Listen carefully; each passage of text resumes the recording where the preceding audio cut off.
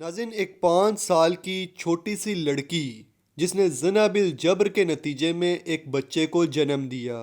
آج ہم لینا نامی دنیا کی سب سے کم عمر ماں کے بارے میں بات کریں گے کہ آخر یہ لینا تھی کون اور اس کے ساتھ یہ سب کچھ کیسے اور کیا ہوا۔ تو خوش آمدید دوستو، میں ہوں بشر ہاشمی اور آپ دیکھ رہے ہیں ایکسپوز یونٹ یوٹیوب چینل۔ ناظرین، 23 سپتمبر 1933 میں پیرو کے ایک گاؤں میں ایک بچی کا جنم ہوا جس کا نام لینا میڈانا رکھا گیا۔ لینا کے 8 بہن بھائی تھے اور اس وقت لینا کی عمر محض 5 سال کی تھی جب اس کے والدین نے محسوس کیا کہ اس کا پیٹ روز بروز بڑھتا جا رہا ہے۔ وہ اسے ڈاکٹر کے پاس لے گئے اور یہ خدشہ ظاہر کیا کہ شاید بچی کے پیٹ میں رسولیاں ہیں جس کی وجہ سے اس کا پیٹ روز بروز بڑھتا جا رہا ہے۔ جب ڈاکٹرز نے لینا کا معائنہ کیا تو انہیں پتہ چلا کہ اس کے پیٹ میں کوئی رسولیاں نہیں بلکہ وہ 7 ماہ کی حاملہ ہے۔ اس خبر سے لینا کے ماں باپ سکتے میں آ گئے اور ان کے پورے خاندان میں کھلبلی مچ گئی۔ یہ اپنی نوعیت کی ایسی خبر تھی جس پر یقین کرنا بے حد مشکل تھا۔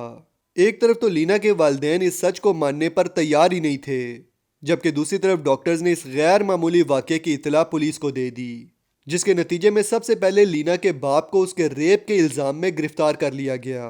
اس 5 سالہ ایک چھوٹی بچی نے کچھ عرصے بعد ایک صحت مند بیٹے کو جنم دیا۔ اس بچے کی پیدائش سی سیکشن سے ممکن ہوئی کیونکہ بچے کی ماں یعنی لینا کی عمر اس وقت 5 سال 7 ماہ اور 21 دن تھی۔ اس طرح لینا میڈیکل ہسٹری اور تاریخ میں بھی دنیا کی کم عمر ترین ماں کے طور پہ ریکارڈ ہوئی۔ اس نے اپنے بیٹے کا نام گیراڈو رکھا۔ اس وقت پرنٹ میڈیا میں 5 سالہ کم عمر ترین ماں کی ہیڈنگ نے تہلکہ مچا دیا تھا۔ پولیس کسٹڈی میں لینا کے باپ نے اپنی بیٹی کے ریپ کا الزام ماننے سے انکار کر دیا اور ثبوت ناکافی ہونے کی وجہ سے اسے رہا کر دیا گیا۔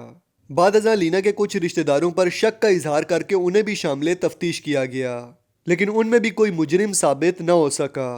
پھر عام خیال یہی ظاہر کیا گیا کہ گاؤں میں کسی تہوار کے موقع پر لینا کسی شرابی کے ہاتھوں اس زیادتی کا شکار ہوئی ہوگی، لیکن اسے حاملہ کس نے کیا یہ کوئی بھی نہ جان سکا، اور نہ ہی لینا اپنے بچے کے باپ کی نشاندہی کر پائی کیونکہ وہ خود بھی عمر میں بہت چھوٹی تھی۔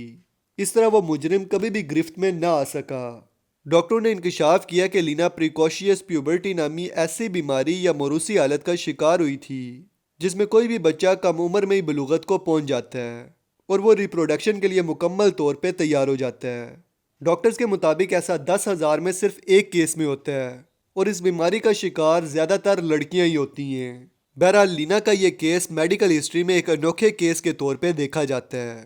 لینا کے کیس کی افسوسناک بات یہ تھی کہ اس کا مجرم جس نے اسے زنا بالجبر کا شکار بنایا تھا وہ کبھی بھی منظر پر نہیں آ سکا، جبکہ 16 جولائی 1939 کو ٹیکساس کے ایک اخبار نے یہ خبر دی کہ پیرو کی ایک تنظیم نے لینا کو گائنی کے ایک پروجیکٹ کے طور پر ریسرچ کی خاطر لینے کی درخواست دی ہے، جبکہ دوسری طرف میڈیا کی طرف سے انٹرویو اور اس کی کہانی بتانے کی خاطر منہ مانگے دام وصول کرنے کی پیشکش بھی کی جاتی رہی، لیکن لینا کے والدین نے اپنی بچی کو ان تمام باتوں سے بچا کر رکھا۔ یوں لینا نے سب سے چھپ کر گمنامی کی زندگی بسر کرنا شروع کر دی۔ لینا کے ڈاکٹر کا خیال تھا کہ لینا کو اپنا بچہ پالنے میں بہت سی مشکلات کا سامنا کرنا پڑے گا، لیکن اس کے ماں باپ نے اس کا بہت ساتھ دیا۔